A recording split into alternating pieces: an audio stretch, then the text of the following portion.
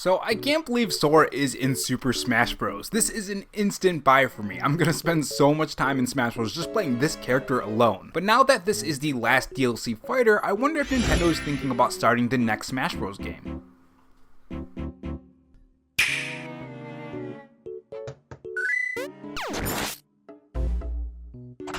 Hey guys, it's Rob here, and welcome back to the Robo-chan Show, where we cover the latest gaming news, leaks, and rumors from Microsoft, Sony, and Nintendo in 2020 and beyond. If you want to be kept up on the latest gaming news, make sure you click that red subscribe button below this video and that notification bell so you know when I upload.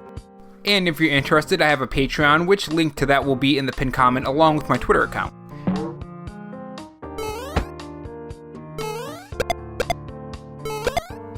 In this video, we are going to talk about the last Super Smash Bros. DLC, which was Sora. The Nintendo Switch OLED dock special feature, Kingdom Hearts games coming to the Nintendo Switch, and other gaming news including Metroid Dread leaks, which I will not be spoiling for you guys, so I hope the comment section will do the same. So the final Smash Bros. DLC has been revealed, and it turns out it's Sora. That is the last DLC for Super Smash Bros. Ultimate. This is something that I wanted to see for a very long time. I've been a Kingdom Hearts fan dating all the way back to Kingdom Hearts 1. I've played about just every single Kingdom Hearts game, well, just about. I haven't played Birth by Sleep, I still have to get through that, but I played every single other one. I've played Kingdom Hearts 1, Kingdom Hearts 2, Kingdom Hearts 3, I've played Dream Drop Distance, I've played even the DS version, I can't remember the exact name right now, I think it was Recoded if I recall? Yeah, it's called Kingdom Hearts Recoded, so my memory was correct. I was there when Xion died, I was there in Kingdom Hearts 3, I was there for pretty much everything that happened with Kingdom Hearts, so it's great to see Sora in Kingdom Hearts. Or in Smash Bros, I mean, I'm so excited. Can't even talk right. The thing that I love about the Smash reveal for Sora specifically is the different outfits. I mean, we even have the timeless river version of Sora. That's really fantastic. But we also have the Kingdom Hearts 1, 2, and 3 versions of him in other forms like the Valor forms. They even incorporated his magic as well, which is really cool and really powerful actually. Now his final smash is kinda cool. It's kinda what I expected from a Kingdom Hearts character in Super Smash Bros. And Doom Guy is in Smash Bros as well. Kind of. It's a Mii costume, but it's still pretty cool. Honestly, it would have been cool to see Doom Guy in Super Smash Bros, but honestly, I do prefer Sora instead of him. That's just me personally. Overall, I loved what I saw from this DLC, and I'm definitely going to be buying it on October 18th. The final Smash DLC stage is also really cool. I especially like when it changes its form and it has the different characters from the Kingdom Hearts series. That's a nice touch, especially the transition between stages. Overall, I loved what was shown, and I'm really excited to see what the next Smash Bros. DLC, or not DLC, it's the last DLC, the next Smash Bros. Game has to offer whenever Nintendo ends up making it. Make sure you guys tell me what characters you want to see pop up in the next Smash Bros. Game. Probably gonna do another video called Smash Bros. DLC from the comment section, but I'll probably change it around and say maybe Smash Bros. Characters that should have been in Smash Bros. Ultimate or something like that. Moving on, it seems that Metroid Dread has leaked ahead of launch, so for those who want to go in blind, be careful on websites like Twitter and YouTube because there could be spoilers out there for it. Luckily though, we are a couple of days away from launch, so it's not that hard to stay away from these platforms, unless you're a YouTuber like me. Now this actually does happen quite often with a lot of big Nintendo releases. It seems that they're always fully playable online and downloadable, just like Metroid Dread is right now. And to be honest, for the people who are wondering if they should download this game or just wait for the release, just wait for the release, pay for the game, and that way we can get more games like this on the Nintendo Switch. The better this game does, the more Metroid games will be made, and the more Metroid Prime games will also be made as well, and we can have better chances for, say, the Metroid Trilogy coming back as well, which that's another topic we're going to be talking about because there are some more rumors popping up for not only a Metroid Prime 1 remake, but also the Metroid Prime Trilogy as well. But the Metroid Dread leaks aside, I am just ready for this game. The trailers have been fantastic, the promotion that Nintendo is doing for the game has been fantastic. I am ready to sit down and play this game. I mean, heck, I might even stream the game on day one as well if you guys want to see that. Now our next topic brings us to the Nintendo Switch OLED and the hidden feature that kind of is hidden. It's not really hidden, it's pretty much out there for people to find, but it is a feature that Nintendo isn't talking about. And this hidden feature, or kind of hidden feature,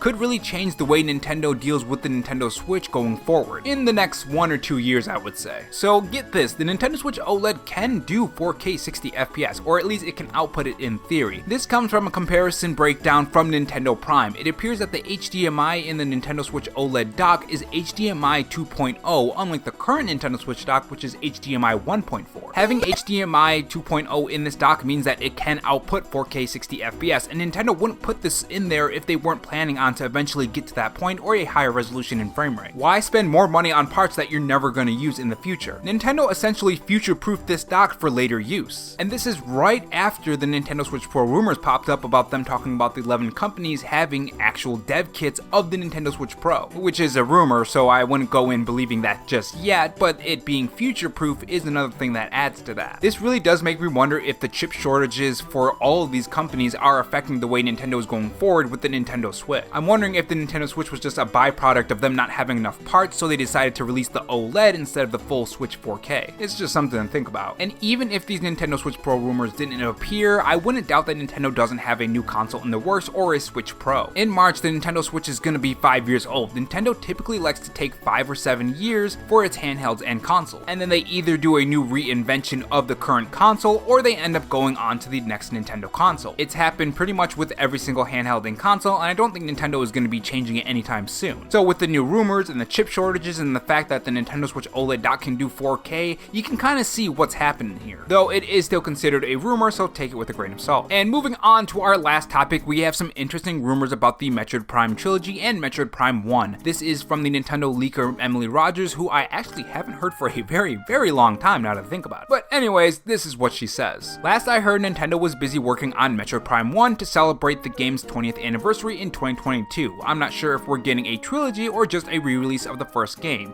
I'm leaning toward the latter, but I hope we get the former. Now the thing about this is that a lot of people are going around and saying that this means that it's rumored that Nintendo is making a Metroid Prime 1 remake. From her words, it doesn't say that we're getting a remake, it says that we're getting a trilogy or just a re-release of the first game. Now that being said, it does say RE Prime Trilogy on the top of the word, so it could mean a remake, but it also could mean a trilogy, but then again, it could also mean a re-release. This tweet is really confusing. But of course, the internet goes with what's most exciting, and Metroid Prime 1 being a remake would be more exciting. With that being said, it has been rumored for quite some time that the Metroid Prime Trilogy is coming to the Nintendo Switch alongside a 2D Metroid Prime, which we know ended up being Metroid Dread. So the fact that a 2D Metroid Prime came true does give me some hope for the Metroid Prime Trilogy. But as she says, Nintendo is busy working on Metroid Prime 1 to celebrate the 20th anniversary in 2022, which is really interesting actually, because I wonder if it's going to be a similar situation to the 35th anniversary for Mario. And if so, I can definitely see them doing a Metroid Prime Trilogy alongside another Metroid game, or even just giving us more footage for Metroid Prime 4 as well, something like that. I think it would also be really cool to bridge a gap between Metroid Dread and Metroid Prime 4 to have that Metroid Prime Trilogy in the middle, or a Metroid Prime 1 remake, one of the two. I mean, heck, maybe even have the Metroid Prime Trilogy alongside the game too, so you can have both of them. Though remember, this is all just a rumor, so take it with a grain of salt for now. Shifting over to some channel news, a new video that I'm going to be doing is on the original 1993 Super Mario movie. And guys, it is really weird and really strange and just really horrible. Like, it's a really bad movie, which I ended up liking somehow. I don't know how. I was actually enjoying watching the movie. More on that in that video, but just know that I'm going to be doing video on that. And if you've ever watched a video from Alex Meyer, it's going to be similar to that, to where you have like a lot of animation and you talk about the movie and all the events going on. And I gotta tell you guys, it's pretty crazy. Like, there's a photo on my Twitter, go check it out. It's a screenshot from the movie, and it's pretty wild. It's pretty spicy too. Just go watch it, or go see it on my Twitter account. But aside from that channel news, that's all I have for you guys today. Not much is really going on aside from the Nintendo side of things. I unfortunately wasn't able to get into the Halo beta, and I don't have an Xbox Series X, so I'm not going to pre-order the Halo game. But if you enjoyed the Nintendo news and the rumors that came along with it, subscribe to the channel and leave a like. It really helps the video when you do that. Thanks for watching, guys, and remember, stay safe, stay charged, and have a good one.